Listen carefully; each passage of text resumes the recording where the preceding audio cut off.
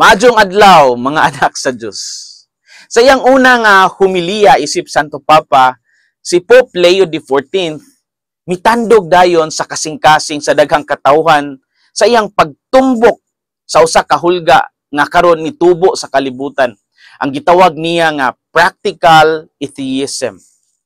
Bisan pa og dugay na kini nga konsepto sa theology o spirituality, ang pagkadungog niini gikan sa usa ka bag-ong Santo Papa, nagsignal dayon sa direksyon nga iyang gustong padulngan sa simbahan.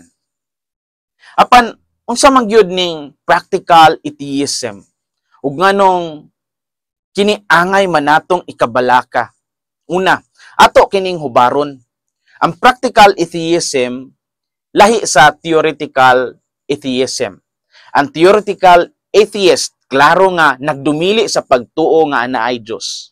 Apan ang practical nga atheist, posible nga mutuo sa Dios sa pulong apan nagkinabuhi nga murag walay Dios.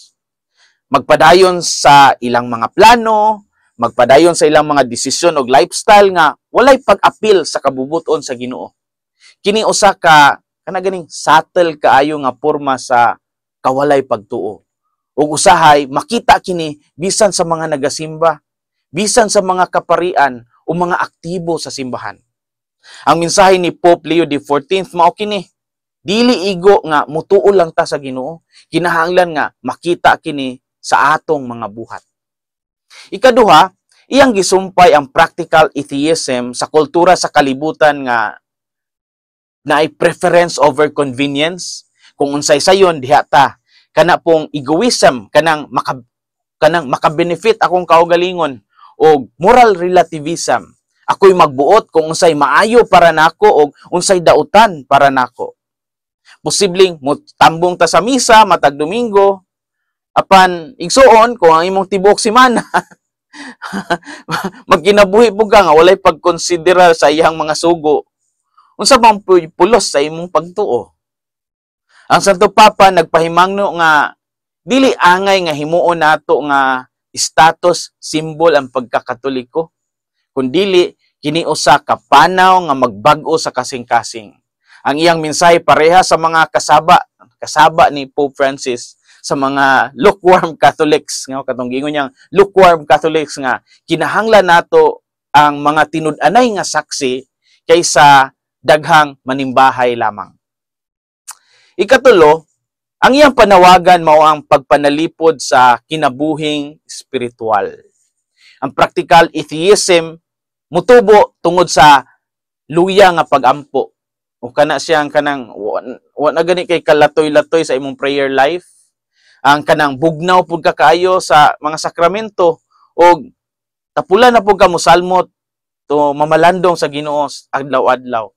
Sayang una gayon nga humili ingon si Pope Leo, even today there are many settings in which the Christian faith is considered absurd, meant for the weak and unintelligent. Settings where other securities are preferred like technology, money, success, power, or pleasure.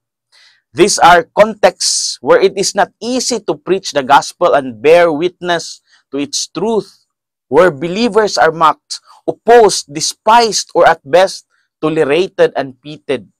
Yet precisely for this reason, they are the places where our missionary outreach is desperately needed. Sa Binisaya pa, bisan karon adunay daghang mga kahintang din ang Kristohanong pagtuog giisip nga daw murara og binuang alang sa mga weak o mga mahihinang nilalang. Mga kahintang diin gipalabi ang ubang mga securities sama sa teknolohiya, sa salapi, success, gahom o mga kalibutanong kalipay. Kini ang mga konteksto diin dili sayon ang pagsangyaw sa ebanghelyo o pagsaksi sa kamatuoran. Kay ani nga konteksto ang mga magtutuo mabash, ang mga magtutuo supakon, tamayon. Apan bisan pa niini nga hinungdan kini ang mga lugar diin ang mga Kristiyanos magsangyaw. Kini nag-awhag nga ipakita nato si Kristo pinaagi sa atong kinabuhi, dili lang sa atong mga pulong. sa kalibutan nga naghatag og premium sa kahilayan ug usahay kapakyas sa katarungan. Si Pope Leo XIV nag-imbitar. Imbitasyon kini sa tanang Kristiyanos, labi na kitang mga Katoliko, nga usisahon ang atong kaugalingon. Ang atong pagtuo, anay bagyod ni. O kanang pangporma-porma lang, no? Para mingon ang taong buutan ta. Ang tinuod nga pagtuo, makita sa buhat.